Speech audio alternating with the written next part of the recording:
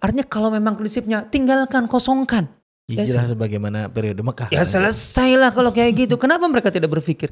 Karena kan memang pemikiran fikih kita jelas kok. Itu kewajiban. Artinya kewajiban tuh umat Islam tidak boleh melepaskan. Nah sekarang tinggal masalahnya kewajiban itu jatuh kepada siapa secara dalam skala prioritasnya. Yang paling utama berkewajiban siapa? Ya tentu pemerintah yang berkuasa di daerah yang bersangkutan. Fardu ain Ustaz ya. Bagi penduduk negeri yang diserang itu fardu ain. Fardu ain ini akan melebar. Kan jelas.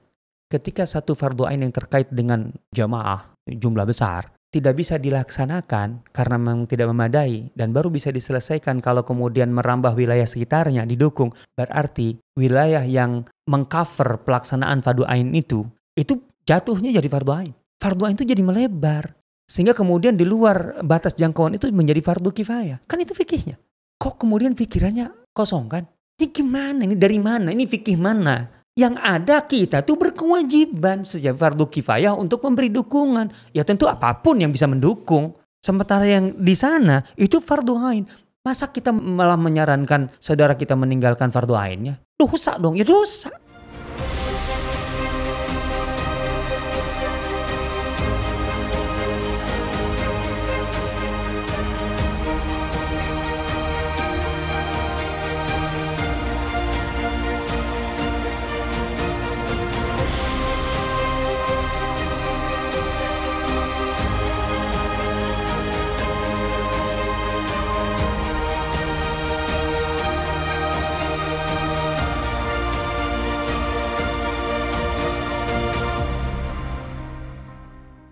Assalamualaikum warahmatullahi wabarakatuh. Jumpa lagi bareng saya Umar El-Rozi, masih di channel Sirah TV, channel yang menyajikan kajian seputar Sirah Nabawiyah dan sejarah peradaban Islam.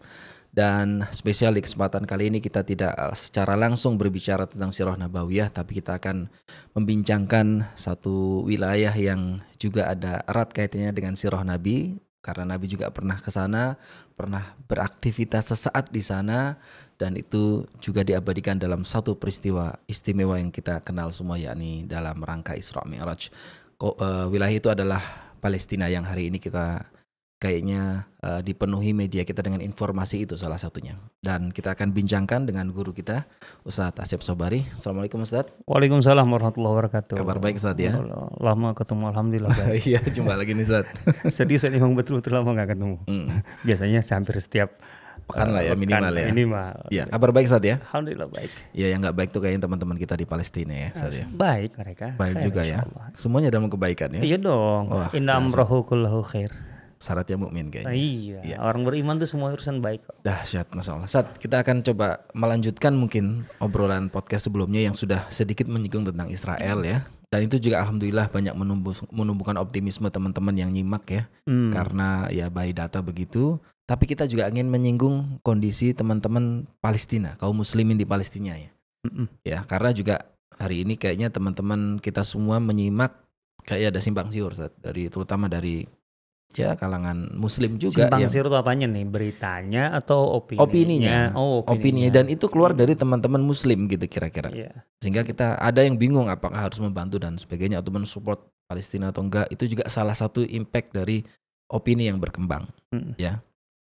Mungkin tidak menyinggung soal politiknya, tapi bagaimana tinjauan ideologis kira-kira begitu tentang muslimin Palestina. Itu mungkin opininya aja, nggak usah ideologi. Opini ya, oke. Tapi sebelum masuk ke sana, saya itu pertanyaan pribadi sebenarnya sih. Iya. Antum kan sudah Mekah bolak-balik, kemudian bahkan Maroko, Spanyol, tapi kayaknya nggak ada dokumentasi ke Palestina. Enggak. Kenapa? Itu karena ideologis atau karena selera aja? Oh enggak lah. Kenapa? Saya punya alasan yang sangat. Apa tuh? Boleh samain nggak? Ini kan pribadi ya, pilihan pribadi okay. ya, yeah. Pilihan pribadi. Jadi saya tidak dalam arti sedang membicarakan siapapun dalam hal ini. Ya. Apalagi hukumnya enggak ya? Ya itu otomatis juga hukum jadi pilihan pribadi dong, gitu ya, otomatis itu ya. Jadi yang suka ke Palestina ataupun ngajak ke Palestina berkali-kali kepada saya. Ajakan itu pasti ada ya? Oh sering, sering. Yeah. Tapi saya belum bisa, artinya saya belum bisa. Kenapa? Karena ada bagi saya pribadi, ini pilihan pribadi sekali lagi ya. Palestina itu sebagai Muslim, sebagai mukmin gitu, itu kan bagian tidak terpisahkan dari kita. Gitu. Ya Palestina itu rumah kita sebagai Muslim. Rumah kita jelas dirampok orang, gitu ya. Kemudian kita dikasih satu sudut kecil gitu loh. Kamu di sana aja deh, kan istilahnya kan kayak gitu. Sama si perampok. Iya dong, kan dia kemudian menduduki perampoknya nih. Iya. Bukan sekadar menjarah, tapi menduduki. Gitu loh. Nah kemudian setelah kita dikasih di suatu sudut gitu ya, dengan mungkin ya bohlamnya diganti dari 20 watt menjadi 5 watt gitu, kemudian ya pokoknya semua akses dibatasi. Kalau kita kemudian mau keluar dari situ karena mau tidak mau ada hajat dan sebagainya, kita harus izin ke dia, gitu loh. Kemudian artinya ya kita bisa bergerak di ruang itu yang sebelumnya itu semuanya adalah milik kita, dan sekarang kemudian berpindah tangan dengan cara dirampok, kita harus mengikuti kemauannya dia. Gak bisa saya, gitu loh. Lo rumah-rumah saya gitu kan, lo masa kemudian saya harus minta izin ke ruang sebelah, ke depan, ke halaman, mau sapu-sapu gitu kan, mau duduk ngopi gitu. Itu kan rumah saya, suka-suka. Tapi kemudian saya diatur oleh yang merampoknya gitu. Saya nggak bisa. Saya nggak bisa. Sesimpel itu logikanya, Ustaz ya. Simple. Tapi ini urusan nggak bisa, nggak bisa. Coba aja, nauzubillah, dalam kehidupan nyata kita mengalami kondisi yang tadi bisa dianalogikan seperti itu. Bisa nggak terima gitu. Gitu loh. Sudah gitu kita kemudian minta izin ke dia, dia yang menimbang ini diizinkan layak atau tidak. Sesungguhnya kemudian kita diinterogasi sekian lama. Nggak bisa. Saya nggak bisa. Iya. Itu aja sih. Logis. Oke, itu ya tadi ya teman-teman Siroh yang bolak-balik. Ini pribadi loh, ini masalah pribadi, pilihan pribadi lah. Saya tidak sedang berkata kalian jangan pergi sana. Ini masalah pribadi saya gitu. Yang datang ke sana dengan tujuan-tujuan yang strategis dan lain sebagainya, ya itu bagus. Tapi saya pribadi nggak bisa. Itu aja. Ya. Oke, kita beranjak ke isunya saat ya. Okay. Ya. Di media sosial banyak nih beredar isu tentang orang yang mengomentari, beropini tentang teman-teman atau kaum muslimin di Palestina dengan beragam isu yang berkembang. Ada yang bilang ya udahlah menyerah aja, toh mereka nih Israel terlalu kuat gitu, sangat kuat menurut mereka ya. Maksudnya kalau melawan pun percuma gitu. Percuma, bahkan yang dirugikan rakyat sipil katanya. Ya itu kesannya logis juga sih ya. Kesannya gitu. Nah, respon Antum gimana Ustaz dengan statement kayak gini? Saya rasa ini muncul dari mental inferior. Ini soal mental ya? Iya. Keadaannya begitu nggak, Ustaz? Keadaannya begitu nggak? Sekarang begini aja. Ini sudah berjalan 70 tahun lebih 75 tahun kan? Ya. Kalau kita bicara masalah yang kita angkat itu adalah fakta penderitaan rakyat Palestina. Mereka sudah 70 tahun menderita itu. Gitu loh. Artinya 70 tahun dengan suasana menderita dan mereka bertahan. Itu berbeda dengan kita kalau mengalaminya baru sekali. Artinya gak bisa logikanya seperti itu. Gitu loh. Toh yang jadi korban kan juga orang Palestina. Sekarang kalau kita asumsikan Hamas diam, walaupun harus kita ketahui bukan hanya Hamas yang melawan. Iya dong. Banyak faksi di Gaza itu. Memang yang menonjol Hamas, tapi banyak sekali Hamas. Artinya ada satu kesalahan besar kalau kita hanya menilai ini adalah gerakan Hamas gitu ya, sendirian tanpa yang lain. Enggak, gitu loh. Nah, kalau Hamas itu diam, apakah penderitaannya kemudian hilang? Rakyat Palestina tidak menderita lagi? Coba aja. Mungkin nggak? Artinya, apakah Anda pernah berpikir gitu lah, bahwa Zionis, negara Zionis ini pada dasarnya siap berdampingan dengan penduduk Palestina?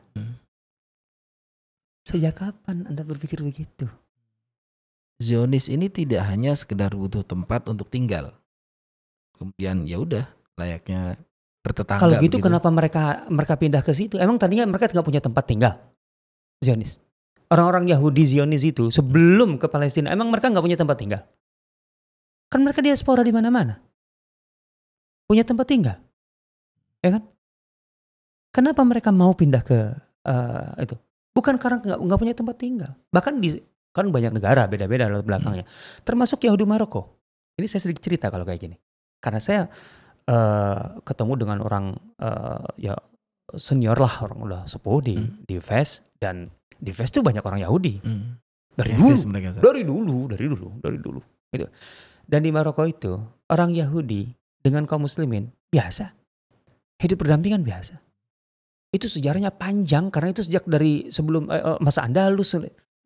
Kita tahu lah dalam sejarah bahwa orang-orang Yahudi itu termasuk paling aman dan nyaman itu kan ketika mereka tinggal di suatu tempat itu bersama kaum muslim. Yang muslim mayoritas. Dibanding yang iya.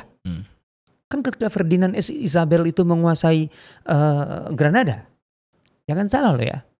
Di antara keputusannya itu mengusir Yahudi. Artinya Yahudi itu ada sebelum itu dan tinggal bersama kaum muslimin. So, apa masalahnya? Dan itu yang diwarisi oleh Yahudi di Maroko. Artinya mereka tuh aman, nyaman. Ini cerita, nih pengalaman orang Fes senior. Ini cerita ke saya. Kan ketika Zionisme itu dengan gerakannya itu menarik semua orang Yahudi dari mana-mana untuk pindah ke Israel. Dengan segala janjinya lah tuh, hidup akan lebih aman, lebih nyaman, lebih makmur, lebih dan seterusnya. Ya pragmatis aja gitu kan. Itu sebagian tertarik. Sehingga mereka pindah ke Israel gitu ya. Dengan menjual asetnya, jual rumahnya. Apa yang terjadi beberapa tahun kemudian? Mereka menyesal. Karena semua yang dijanjikan itu tidak dapat. Malah mereka merasa lebih tenang, lebih aman, lebih nyaman di Maroko. Makanya orang Yahudi Maroko sampai saat ini itu kan yang mau ke Israel sekalipun itu Maroko sampai membolehkan punya dua kewarganegaraan. Marokonya sendiri membolehkan.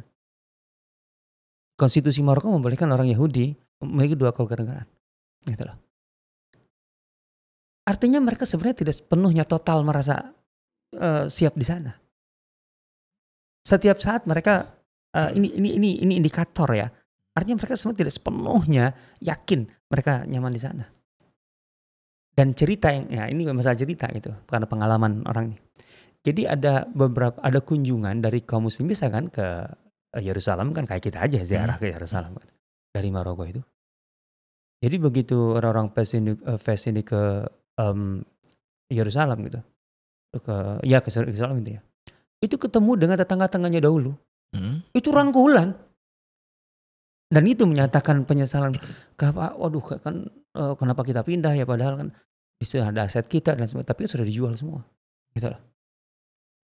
Artinya sekali lagi, kalau masalahnya tadi mereka perlu tempat tinggal di Palestina, ngapain ke Palestina? Emang sebelumnya mereka nggak punya tempat tinggal? Logikanya gimana? Ya kan? Jadi mereka pindah itu bukan semata-mata karena ingin punya lahan. Kalaupun iya ingin punya lahan, terus bagaimana Anda cara mendapatkannya? Itu pertanyaan besar ya. Faktanya bukan sekedar pertanyaan, sudah ada jawaban. Artinya faktanya udah jelas. Mereka ini merampas. Mereka ini merampok kan itu. Kita ada penafsiran lain selain merampas dan merampok? Apa yang terjadi dalam sejarah prosesnya sampai tahun 48 berdiri itu? Kan memang merampok, menjajah kan. Kalau memang mau tinggal baik-baik, ya tinggallah. Datang ke sana, pindah, sewa, beli dan sebagainya. Sekarang pertanyaannya, sebelum negara Zionis itu berdiri, emang tidak ada orang Yahudi di Palestina? Pertanyaan itu penting ya. Ada. Kenapa Anda harus merampok kalau begitu? Berarti kita harus pahami, Zionism itu adalah project penempatan manusia. Dengan semua institusinya, yaitu institusi negara Zionis. Ini proyek Barat, proyek Eropa yang didukung penuh oleh Eropa, terutama Britain, kemudian didukung oleh Amerika setelah itu estafetnya. Ini intinya proyek Barat. Memang mereka punya proyek menanam manusia di kawasan yang sangat strategis untuk kepentingan geopolitik dan ekonomi mereka. Ini masalah transaksi. Gitu loh. Ini masalah transaksi. Jadi ketika ini sebuah proyek dan proyeknya adalah penempatan manusia Bagaimana Anda berpikir bahwa mereka datang dan mau diam berdampingan? Akan ada. Artinya kalau Anda tidak melawan, dan perlawanan ini adalah sah, orang rumah dirampok, masa kita tidak lawan gitu loh. Kan gitu. Kalau Anda tidak melawan, emangnya mereka mau membiarkan Anda hidup damai? Dan kalau itu terjadi artinya, kan logikanya sungsang jadinya. Udahlah, Anda melawan itu kemudian semakin membuat menderita. Lah emangnya kalau tidak melawan kemudian Anda jadi tenang? Kagak. Akan diusir. Karena ini adalah proyek menanam manusia dengan mengosongkan dari manusia sebelumnya. Dan itu yang terjadi kan, videonya aja banyak sekarang. Ya. Ada orang Yahudi entah dari mana gitu, Zionis maksudnya. Datang kemudian ke satu rumah pemukiman orang yang jelas-jelas dia menunjukkan sertifikatnya bla bla sebelum tahun 48 bahkan. Dia ukur, ini rumahku, ini tempatku, tanahku, kamu harus pergi. Kan? Itu kan ada videonya kayak gitu. Dan ini kan baru muncul belakangan karena media sosial. Ya. Perkembangan teknologi yang bisa kita manfaatkan. Padahal itu sudah terjadi udah lama. Puluhan tahun lalu. Lah, emang kalau mereka membuldozer sebuah kawasan dan memindahkan, emang pakai proses apa? Bulldozer aja kalau sudah ditentukan ini dalam istilahnya dalam site plan tata kota, ini harus jadi kota baru, ini harus jadi pemukiman baru, di bulldozer dipindahin aja. Mana ada proses transaksi jual beli dan sebagainya? Nggak ada. Dan itu milik siapa? Lah siapa yang duluan tinggal di situ? Kita nggak usah lah jauh-jauh sejarah siapa yang lebih duluan tinggal di tanah itu. Situ sih terlalu jauh lah, ngapain sih? Dan nggak mungkin jadi hukum kan? Jadi hukum positif, gitu loh. Nah ini dia, ini harus kita pahami. Nggak akan pernah mereka dibiarkan damai kok, hidup damai berdampingan. Nggak mungkin, nggak ada prinsip coexistence untuk sekedar coexistence di sana, nggak ada. Maka jangan berpikir ada dua negara yang berdaulat di sana, enggak. Karena ini bertentangan dengan istilahnya dengan rukun imannya mereka. Istilahnya lah, istilahnya tentu rukun iman itu istilah kita, gitu loh. Mereka tuh dari awal Zionis itu, gitu dalam bahasa Arabnya, gitu, memandang Palestina itu bagi Zionis adalah ardun bila sya'bin li sya'bin bila ard. Palestina itu adalah negeri tanah tanpa penghuni untuk bangsa yang tidak memiliki tanah. Itu yang mereka bangun. Itu prinsipnya. Oh iyalah, gitu loh. Itu sila mereka itu. Itu dasar akidahnya itu. Istilahnya. Itu dasarnya itu. Atau sebenarnya itu adalah landasan dari gerakan ini, dasar gerakan ini.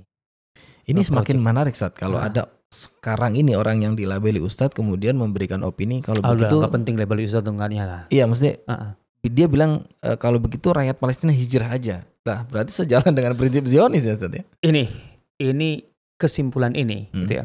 Saya tidak masuknya dari perspektif hukum ya, artinya perspektif dalil maksud saya. Tidak masuk dari perspektif fikih.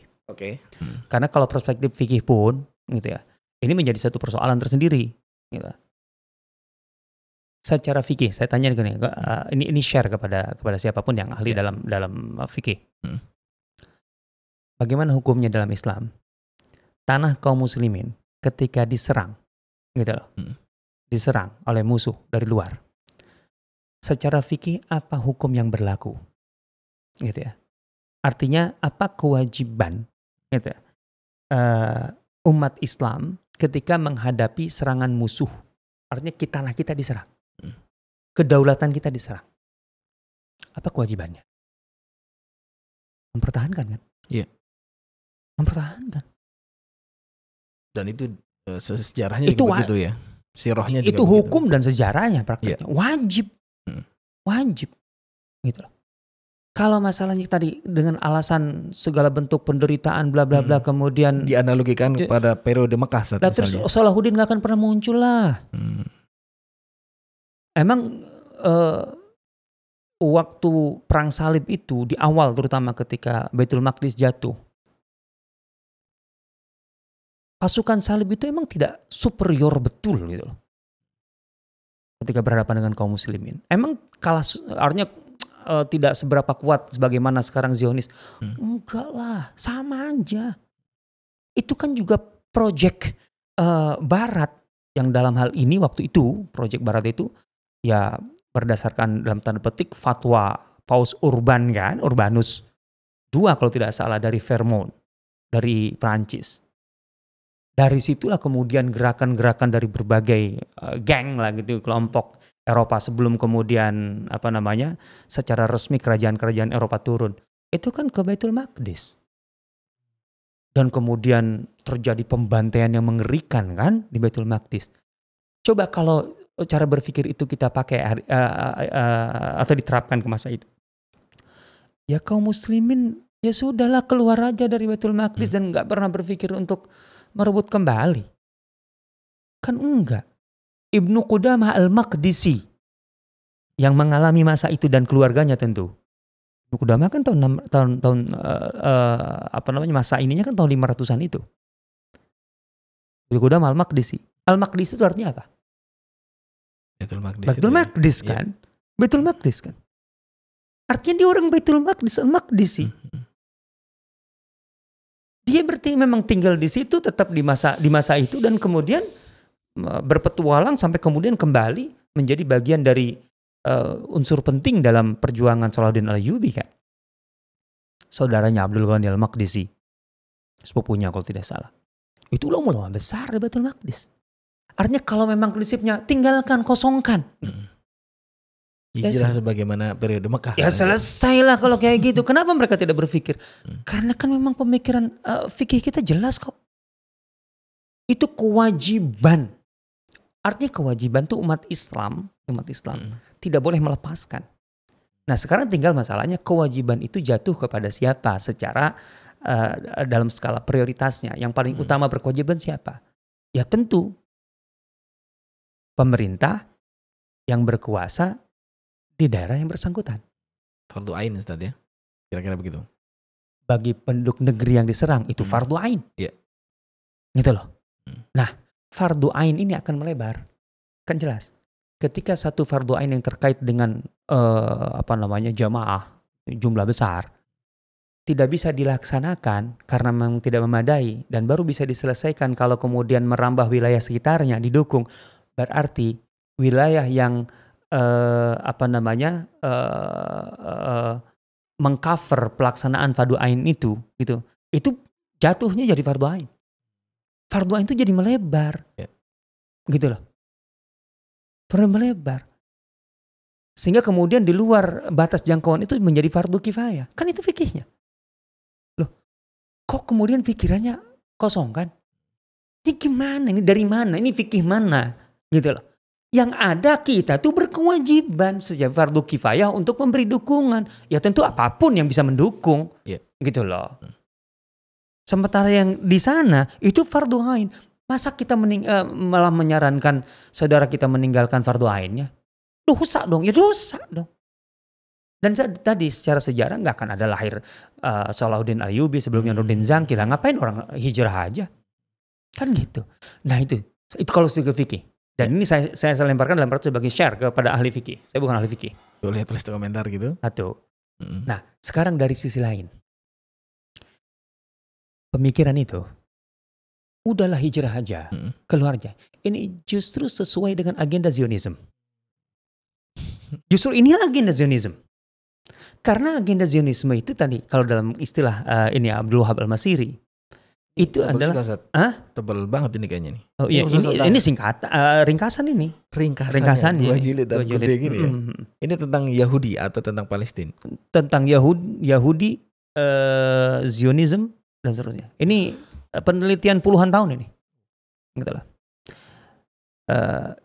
Jadi Dr. Abdul Wahab Al-Masiri mengatakan bahwa istilah beliau saya pinjam nih. Jadi Zionism itu adalah gerakan ihlaliyah. Apa itu Ustaz? Gerakan penempatan manusia gitu di satu tempat dengan mengosongkan manusia sebelumnya. Karena harus menjadi eksklusif. Ya karena mereka membawa sekaligus rasisme dan lain sebagainya. Gitu loh. Tapi intinya secara pragmatis gitu atau secara fungsional agar betul-betul yang ditanam itu kokoh banget sehingga tidak ada pengganggu. Karena sebenarnya kepentingannya bukan masalah kepentingan mereka punya tempat tinggal tanah, Tapi kepentingan Barat itu adalah bagaimana mereka bisa mengendalikan kawasan Timur Tengah dengan menempatkan Zionis di situ.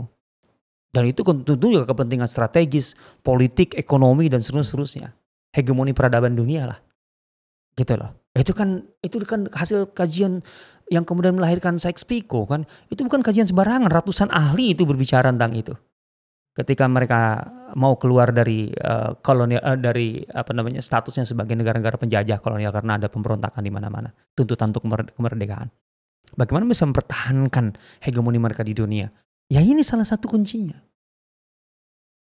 Jadi ihlaliyah itu artinya menanam satu kelompok manusia gitu loh, dengan menyingkirkan kelompok manusia sebelumnya. Nah, kalau kemudian tadi pemikiran wacana itu hijrah aja, gitu loh. Ini kalau kita batasi dalam secara teori di situ aja gitu ya. Kita tidak bicara efeknya, dampaknya gitu. Yang akan menunjukkan betapa dangkalnya pemikiran itu, wacana hijrah saja, gitu loh. Tinggalkan saja, kosongkan maksudnya. Ini yang jelas sesuai dengan agenda Zionis itu sendiri. Ini memang agenda mereka. Sadar atau tidak sadar, saya tidak menuduh siapapun bahwa Anda kemudian sebenarnya agen gitu loh. Tapi secara tidak langsung saya katakan bahwa wacana itu secara logis sekali itu adalah sejalan, senafas, bahkan sehati dengan agenda besar Zionism gitu loh. Nah itu. Belum lagi kalau kata sekarang kalau ya keluar hijrah kemana? Pertama, emang ada yang mau menampung? Dengan jumlah sebanyak itu ya? Otomatis lah. Beban negara ya? APBN lah. Negara mana yang mau secara sukarela ketumpangan itu? Di Suriah aja hari ini kan, karena alasan perang yang begitu jelas mendesak gitu ya, dan seterusnya. Turki, Erdogan kan digoyang terus termasuk dalam pemilu kemarin kan dengan isu pengungsi, membuat tidak stabil di dalam, gitu loh. Itu kita bicara efek, efek, gitu loh. Tapi menurut saya sebelum masalah dampak itu ya yang substansi ini dulu. Wacana atau pemikiran itu justru Zionis banget. Gitu loh. Makanya ada istilah Zionis pesek di sini. Saya nggak bikin istilah itu ya. Saya nggak tanggung jawab. Saya ngutip aja. Ngutip dari netizen. Oke, dan memang kenyataannya dalam sejarah sirah minimal begitu ya. Kaum muslimin dalam beberapa aktivitas militernya memang tidak selalu lebih besar dari musuhnya, lebih kuat gitu Ustaz ya. Uhud, Badar kan selalu lebih baik jumlah. Mungkin 90% lebih pertarungan kaum muslimin di masa Rasulullah SAW dan para sahabat itu tidak pernah dalam posisi unggul secara angka-angkaan atau data di atas kertas gitu ya. Artinya dari jumlah personil, kemudian kelengkapan persenjataan, kecanggihan dan seterusnya. 90% Rasulullah ke sahabat itu nggak pernah lebih. Dan bahkan ke berikutnya pun juga. Gitu loh. Kita sedang mengadakan kelas webinar Andalus gitu. Itu juga selalu begitu kok. Data-datanya selalu menunjukkan kaum muslimin lebih kecil. Termasuk dalam kisah Tolut dan itu Zat. Itu sebelumnya tentu saja itu zaman ya artinya sebenarnya itu kan Al-Qur'an itu kan petunjuk pedoman untuk kita semua. Gitu loh. Artinya ketika Al-Qur'an itu menjadi petunjuk, ingat loh ya, relevansinya itu enggak limited dalam arti expired di zaman sahabat gitu ya. Ya enggak lah. Tetap berlaku. Kalamullah Rabbul Alamin. Pencipta langit dan bumi, huwal awwalu wal akhir, sampai akhir zaman. Al-Qur'an itu petunjuk untuk hari kita hari ini. Al-Quran itu memberikan panduan gitu dan pedoman yang sangat penting melalui kisah Talut itu. Saya belakangan ini gitu membaca isu Palestina sedang berkembang hari ini, walaupun bukan hanya hari ini ya. Kalau kita menganalisa isu Palestina itu jangan diputus dengan yang kemarin-kemarin, bahkan sampai 70 tahun yang lalu, bahkan sampai sebelumnya, karena itu rangkaian yang tidak bisa dipisahkan. Oke, tapi kita bicara ya, artinya semakin mempertajam lah atau menarik perhatian kita ke ayat 249 dalam surah Al-Baqarah terkait dengan Talut itu. Kan setelah proses persiapan yang dilakukan oleh Talut, itu kan kemudian tibalah saat atau hari H harus berhadapan dengan Jalut. Kan itu. Dengan jumlah dan kekuatan yang jauh lebih kuat, jelas. Itu makan jelasnya.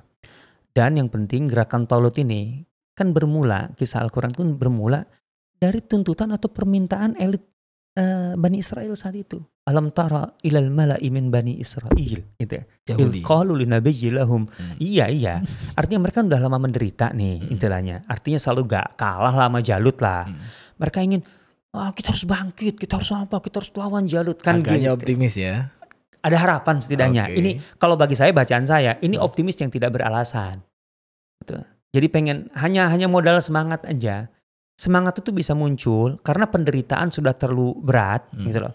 Sehingga otomatis dia harus menghibur dengan semangat itu. Itu bagus kalau kemudian istilahnya ketemu satu perencanaan yang strategis yang matang untuk kemudian bangkit.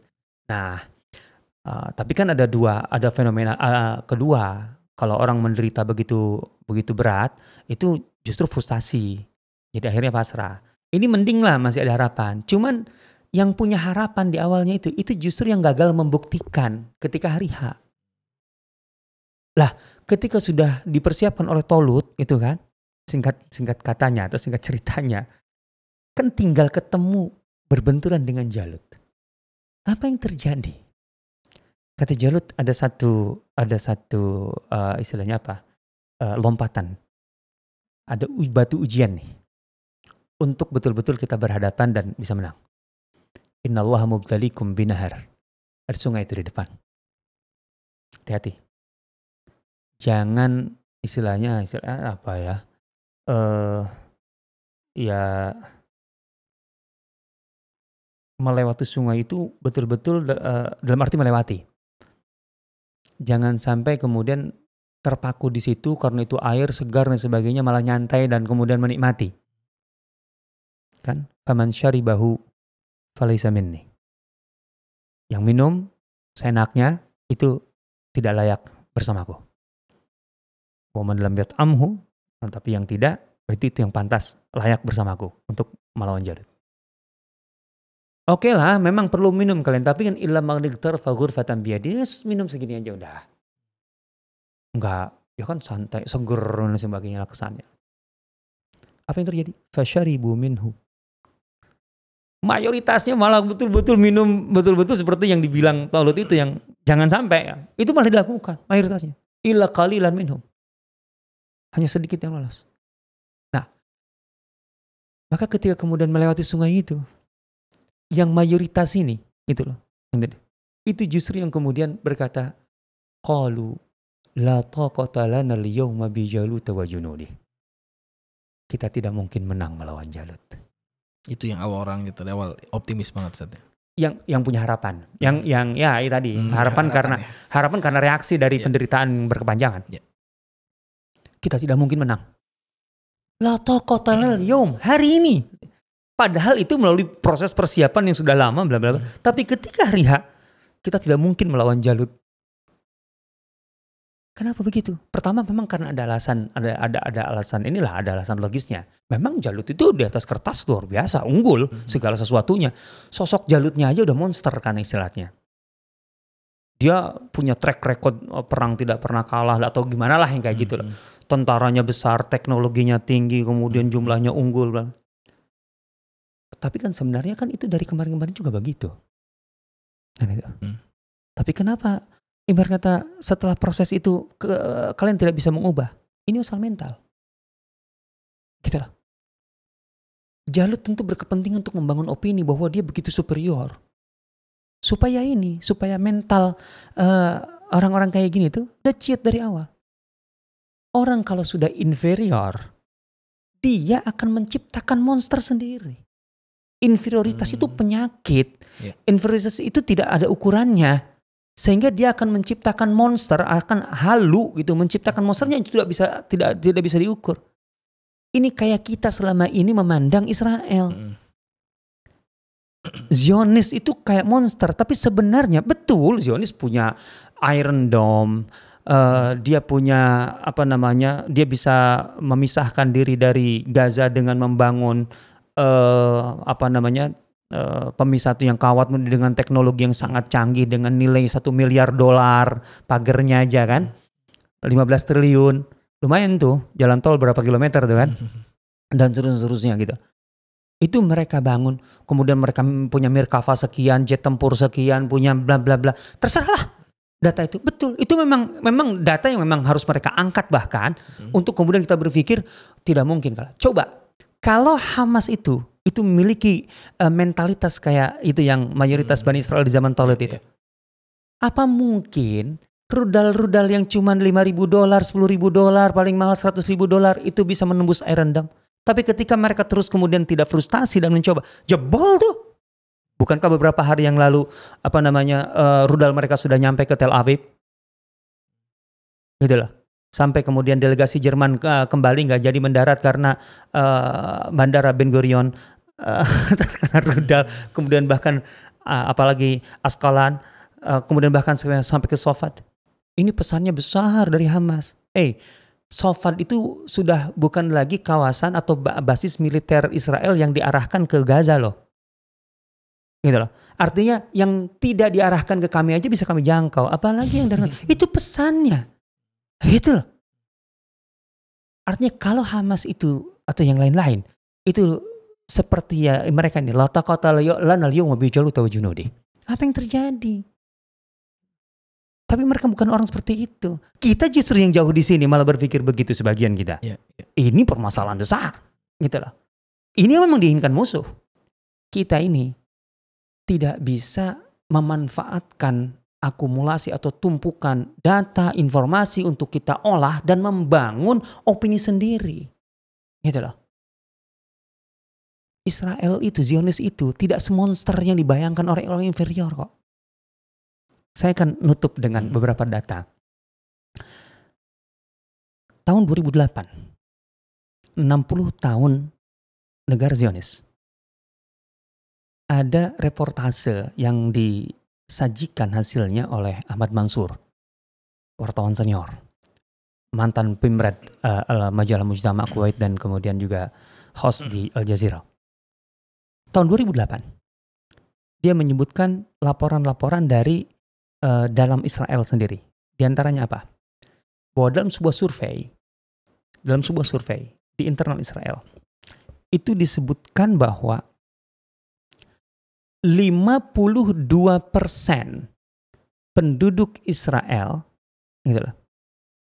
itu menyatakan siap keluar dari Israel, artinya tidak lagi tinggal di Israel. Keluar secara permanen. 52%. Tinggi juga angkanya, San. Ya sangat tinggi dong. 52% dari 5-6 juta itu kan sekitar 3 juta. 2 juta 3 juta. Gitu loh. 52% ya? Iya. Kalau di sini kan 50+1 ya, Indonesia. Untuk menang. Oke, terus. Sekarang, kita harus membacanya dari mana nih? Ini kan data mentah. Ingat loh ya, Zionis itu satu entitas yang ditanam. Jadi keberadaannya, eksistensinya akan sangat bergantung terhadap pasokan, termasuk pasokan manusia, imigran dari luar. Yang di dalam itu kemudian mau tinggal selama-lamanya, gitu ya, dan terus tumbuh, harus begitu kan? Yang dari luar terus masuk. Nah, kan beberapa dekade puluhan tahun terakhir, angka kelahiran Israel itu semakin mengecil. Yang di dalam tidak tumbuh. Gitu lah. Angka kematian kan ada otomatis. Sementara, gitulah, imigrannya di tahun yang sama, ini laporan Ahmad Mansur tadi, di tahun yang sama, itu hanya 20.000 imigran dari luar, gitu loh, yang mau masuk Israel. Di saat yang sama laporannya, yang sudah keluar dari Israel, gitu loh, selama 60 tahun itu 700.000. 700.000 dari 5 juta itu besar, hampir 20%. Dan bahkan menurut Dr. Al-Masiri lebih dari 1 juta kalau data dia. Artinya lebih dari 20% itu sudah keluar. Yang datang 1 tahun cuma 20.000. Itu pun tidak bisa diandalkan karena unsurnya bukan murni Yahudi. Falashi. Falashi itu dari unsur-unsur Rusia gitu ya. Yang latar belakangnya justru ortodoks, kalau enggak ateis, ortodoks, bahkan ada yang muslim. Disebutkan bahkan ada ketika datang ke Ben Gurion itu sholat. Oh gitu. Bingung kan? Karena saking tidak adanya orang yang Yahudi yang mau pindah. Sudah susah. Bayangkan yang keluar banyak dan yang menyatakan dalam survei itu 52% siap keluar. Ini artinya apa? Mereka tidak punya alasan untuk bertahan lama. Dari sini, tinggal tunggu waktu. Kenapa kita tidak membaca ini? Kenapa data-data ini dan bahan-bahan ini kita tidak olah untuk membangun opini kita? Keberadaan Israel dan ketangguhan Israel tidak hanya dibaca dari seberapa banyak Merkava yang mereka miliki, jet tempur mereka yang miliki, bomber mereka yang miliki, kemudian dan seterusnya, dan kecanggihan teknologinya. Tapi juga ini harus dibaca. Dan yang kayak gini banyak. Makanya jangan pernah kemudian kita seperti dengan Al-Quran. Qalu la taqata lana al-yawma bi Jalut wa junudi. Kita tidak mungkin menang melawan Jalut. Wow. Sikap inferior ya. Inferior. Ya. Orang inferior itu tidak pokoknya intinya akan mundur, artinya tidak punya alasan untuk bisa berdiri tegak. Karena dia selalu menciptakan monster yang menempatkan dirinya terlalu jadi kurcaci di hadapan monster yang luar biasa itu. Giant. Baik Ustaz, insyaallah nampaknya makin optimis nih, dan terima kasih tentunya ke kaum muslimin Palestina Ustaz ya. Harus. Ya. Harus. Dan saya pengen lagi mengutip kalimat Ustaz bahwa inferior itu penyakit. Maka kalau sadar itu penyakit, ya diobati. Jangan beropini. Kita akan jumpa di episode berikutnya. Insyaallah. Subhanakallahumma bihamdika asyhadu an la ilaha illa anta astaghfiruka wa atubu ilaik. Assalamualaikum warahmatullahi wabarakatuh. Waalaikumsalam warahmatullahi wabarakatuh. Para penonton yang budiman, terima kasih telah menyimak sajian dari Sirah TV. Semoga menjadi jalan terbaik Anda untuk lebih dekat dengan Rasulullah SAW.